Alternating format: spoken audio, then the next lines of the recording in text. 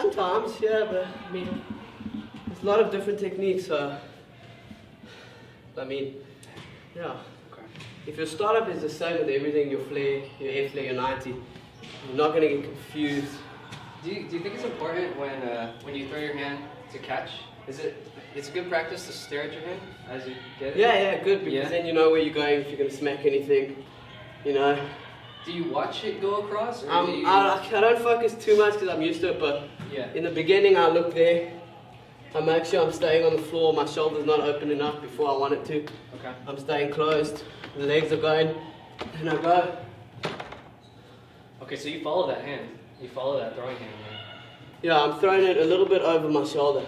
A little over. Not too flat. This would be perfect for flare, but then, you know, so I'm training my Airflare to always go a little bit up so that I have an option. I can go 90 or I can go flare. Doesn't matter. I don't have to change anything. Yeah, because your hips are always on the same axis right there. So So a little bit higher. Slightly. I throw there, I catch there. Alright. So this would be awesome. This is bench press all day long in the safest place. If you do incline bench press, you're more prone to injury. Okay? This super prone to injury. This is pretty good, but you know what I'm doing? I'm saying this is flipping awesome, but then I'm struggling to go to 90 because I'm too flat. Yeah. So let me just do this.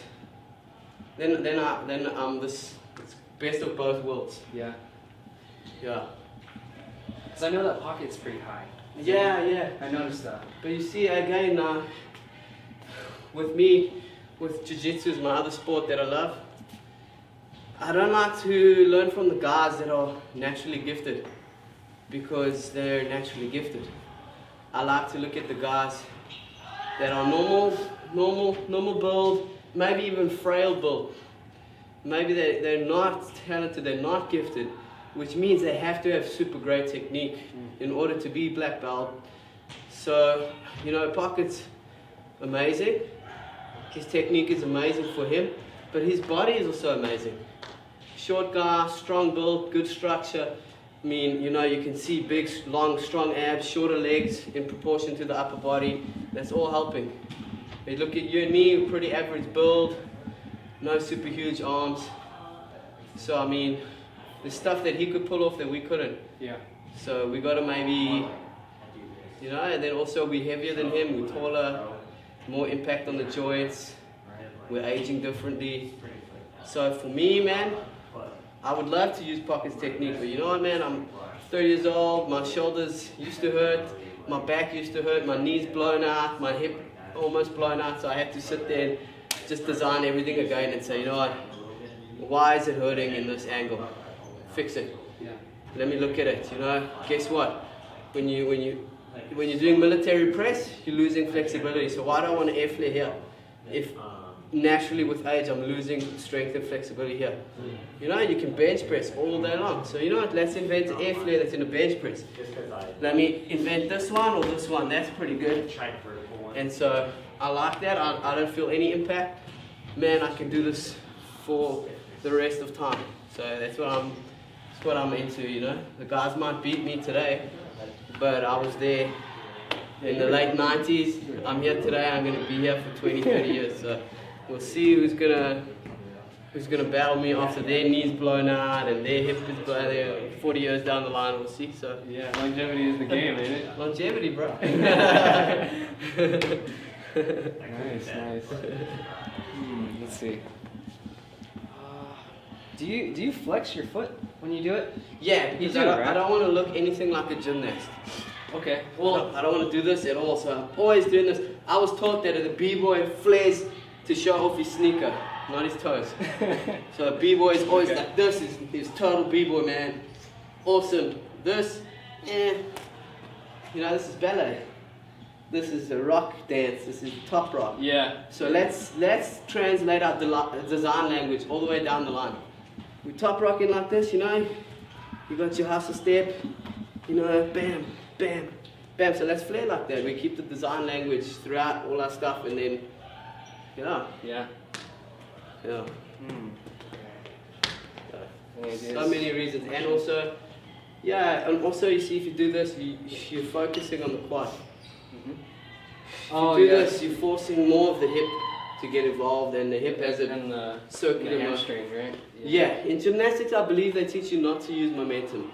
I believe the point of the game there is to actually not use momentum and to show off your strength. So you don't want to get the circular momentum and the hips going. So they're actually like pointing, you know, tensing the quad and like showing that scissor motion, like look how strong I am. I'm super stronger than this guy. But I mean, with power moves, it's not just about the length of the combo, and it's also style. Yeah. So you also want to show off the beauty of the move. Maybe you want to flatten out your air flare, higher your flare, straighten the leg, and then when the music gets faster, then you bend and you go faster. But you know, you're gonna dance with your power move. You're gonna change it up. It's not just a choreography, gymnastics. Just about execution and stuff. Like, just play with it, I say. Could you go into more depth with your injuries? Like, because I know that you've got the wrists and the knee and the hips and like. This was a bad injury. I was preparing for a competition. I was very young. It was actually we were gonna go to Korea with some South African guys, and we're doing this big aerial thing, and the guy dropped me. I think he did it on purpose because there was like a lot of rivalry, and I was like this young guy getting super good, and man, I saw him drop me, and like I think he dropped me on purpose, but I fell, and then I landed like, you know, I'm used to doing so many flares, so when I fell, I didn't like do a break fall, like a nice jiu-jitsu fall. I fell, man, like a power head. I fell fucking on the hand. Beep! I fell on the hand. So I fell, and like I fell there, and it like wrecked everything. And then I had to learn how to do a lot of elbow stuff, flare on the elbow. I started learning flare like that, you know, and it made me strong. And then a lot of minor injuries. I dislocated the shoulder trying to copy Chico, trying to copy his 1.5 continuous out of windmill. I call it a flight. Yeah. Windmill flight, you know, no windmill, no hand, yeah. Boom, boom, boom. I was going, and it was a dark room, and I did like 3-4 loops of this, and then on the 5th one I went and I clipped the back of the shoulder blade. The chromium process popped out. That took about 8 months, man. It would not come right. Nothing helped. I almost needed a surgery. I just avoided the surgery. My good friend Dino Bagatine, he's held a title before in the EFC Africa, which is the African division of UFC. African version, I don't think it has anything to do with them, but the version. And he's a good mentor of mine, growing up together, and he had that injury, and he told me, you know, go to this physio, do this, do that, and you could avoid a surgery. I avoided the surgery, did the rehab in the gym. Another big injury that almost ended me was the leg reconstruction. That was you know, they call that the career ender. A lot of guys don't come back from a total ACL destruction, and I had ACL, PCL damage as well, and meniscus damage, but the ACL there was nothing left on that. Was that from like a flare or landing? What happened was I was b-boying a lot, and I was b-boying like, man, a couple of hours a day, but I was also running a jiu-jitsu, Brazilian jiu-jitsu gym, helping my coach, and we were starting up a gym called the Grappler's Laboratory. And it required, you know, I was maybe one of the top boys, you know, trying to be the best student to run the gym for him. So I was racing through the belts, trying to get to that next belt as fast as possible. I was training, you know, I wake up 5 in the morning, we'd train a few hours before work. Then my work was b-boying and personal training. I'd b-boy a few hours. Then there would be jiu-jitsu for a few hours. Then I'd b-boy, then there'd be the late evening jiu-jitsu. So I was doing like, you know, combine a lot of hours of training, and the joints were just worn out. I was a young man, stupid, didn't know what rest meant, didn't know what proper nutrition meant. I thought it was just protein and, you know, muscle, but, you know, muscles heal quick, joints don't. You don't see them, so you don't know. And it was worn out from a lot of breaking. I was into a lot of top rocks then. I was really, really focusing on top rock and footwork and leg work. A lot of like that dizzy type stuff, man, and I was just wearing out the joint. And then with the Brazilian Jiu-Jitsu, wearing it out, and then one day I went to throw my opponent, and I used the, the rubber mats are sticky. Right, yeah. So my leg got stuck in the mat, and I had him on top of my back, and I was rotating, and the leg got stuck, and he was on me, and there was no way to stop, and the leg just kept going with me and him on top of it, and it just, yeah, it stayed there, and I turned all the way there, and just everything went. You just heard tendons snap, snap, snap, and I was out, man. It took. How long I went for, it was gone, so I had to have a surgery. You step on it, it goes dislocate, you can't walk. So I had a reconstructive surgery done, and then I had maybe a whole year of physio, every day, physiotherapy. Wow. After that year, the guys told me, you're never going to do that stuff again, you're never going to break dance, you're never going to wrestle. That knee, man, it's gone. Take up maybe swimming and stuff, maybe cycling, but like, it's gone, man. They take out your hamstring and they use it as tendon. So after a year, man, of all this physio and stuff, I couldn't get back in the gym, it wasn't happening. So I started to research and study a lot of chemicals and products and stuff, and I started experimenting with everything and anything, and I went to my doctor and I said, look, I researched this, let's try this. Let's try that. Eventually a combination worked. I put some stuff in my knee. And to reinforce it, right? Did you wrap it and everything? No, it was like supplements. Supplements, hormones and stuff. I'm happy to admit it can help anyone else. I put some stuff in my knee to help regrow tendon and cartilage. It's not like magic, but it helped strengthen it enough that I could get into the gym and then start to do a lot of serious rehabilitative training that I couldn't do. I couldn't go and do heavy squats. So I did the stuff, and I could slowly start to do a lot, and man, I'm telling you, I overdid it. I did so much in the gym that it allowed me to get in the jiu-jitsu gym. I had a strong team of MMA friends and pro fighters and coaches that we made it our mission to use martial arts to construct a body type that will get back into the dance. And so I was fighting for a couple of years until I felt that, my knee can handle an opponent twice my weight, over and over every day. I'm ready now to, try designing b-boy movements that don't rely on pivoting, because I don't have pivot in this leg anymore.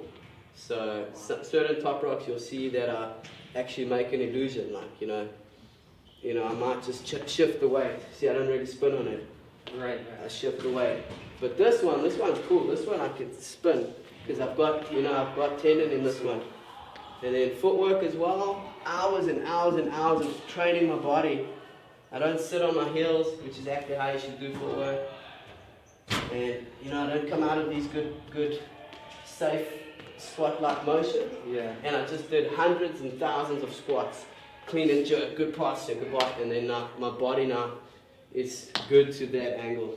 Just up and down this way. Yeah, it's good for that angle, and tell you to get back into the power moves was painful, arduous, frustrating. I mean, because you have to rotate with the flare. You have to rotate, and I tell you, on the hip to the hip when it. Every time I rotated, click, click, pain, swelling. So I had to sit there and redesign the flare. Where am I going to lean now? I can't lean into that knee. Where am I going to lean? So I had to literally sit there, videotape, study the motion, got through it. So and still every combat I'm doing, every battle I'm aware. I'm actually focusing on where it is. It's a career ender, but I got through it and I'm back on the horse. Yeah, no, that's inspiring, dude. Yeah. Wow. Yeah. Jeez. Yeah. That definitely shows dedication, bro. You're killing it. Yeah, you have to, and then like. Well, who inspired you in the beginning? Because I know, I would assume that since you do have Italian roots, that Chico would be like part of the power move inspiration. Funny enough, like when I started, I was into the flexibility and tricking. I love that stuff. Smile Sick from Visual Shock. I think he later went to Expression, maybe, but Visual Shock for sure. Oh, sick, yeah. Yeah, I love that guy. I loved what he did. And he used to do power move actually before he transitioned to the flexibility stuff. And I loved his stuff. I loved the Benji. I loved his stuff, like the heavy trick, and I was doing that for a while. But I was doing like some some types of martial arts before that, so I like to swing my hip. I always like to be kicking in the striking. I love kicking out long legs. Yeah. I'm not built like a regular power head. My legs are actually, if you sit next to me, I bet you I got mad longer legs than you. Look. Let's sit here. Okay. Okay. So you're taller than me, but my leg is longer than yours. Wow. So my legs are like, they're good Wow. for. You got way more whip. You can get a lot more whip. Yeah. So I was always, I was always like enjoying the range that I have on my legs. Right. Got me into swinging, and then so I was b-boying, and I was like, man, I just want to swing my legs. So I got into the power move, Run DMC vs Jason Nevins, a Kucha video. When I saw him do that windmill Airflare, I was like, oh man, that's insane. Early videos of Pablo Flores when could have been a b-boy summit or something, and he did like Airflare for the first time in a competition. People had seen it continue, and I was like, whoa. I was one of those guys going crazy. Nightcrawler video, around the same time went nuts. But I liked that Pablo Flores stuff more because it seemed that he could continue to fly in this medium range. Yes, yeah. The rolling type of moves never appealed to me, the baby mills and stuff. Yeah. But the flying and staying there as long as you can always appealed to me. I loved it. And then later on, the Asian era, the Oriental era. Man, when I saw, even before Blonde, you see Rivers Crew, there was Juji Woon, man, little kid, and he was just roasting guys, man, left and right. And there was a lot of guys like that in that era. And then Blonde, later I saw some Blonde, and I loved his form. Yeah. I think he goes counterclockwise as well, which allows him to open up a lot at the back. I was doing it that way, clockwise, and then I saw some guys go the other way, and I had flares both ways. I decided to focus on that way. Really? Yeah, I like the feeling of my strong hand. I'm right-handed. I like having it at the back of the flare. It felt like I was gonna like go right off my hand, so I like that. Interesting. And then there were a lot of guys doing cool power. And then Benny Komodo, all those dudes. Later on, Chico came out, and I was never like a total fan of Chico until I saw him in real life. The video of Chico is like, it doesn't even give you the smallest amount of, it gives you nothing. You don't really realize. When I saw him in front of me when he came to Africa for the BC1, and we were backstage, and I was lucky enough to be in the VIP thing at the hotel, and man, this guy, he opened up with like windmill Airflare, windmill 90, and just, oh man, he blew my mind. The speed, the flying, why I say I was never his greatest fan, because I was looking at guys like Kim Ming-sung, aka Bboy Gentle, Bboy Do, Bboy Blonde, all these open, long-legged guys, and I was like, man, that's the form, and then Chico used different form. Yeah, it's a little bit different, right? Yeah, it's a little different. more closed, yeah. I can Different, but me. And then I saw him in person, I was like, man, wow, this guy is amazing, he's untouchable.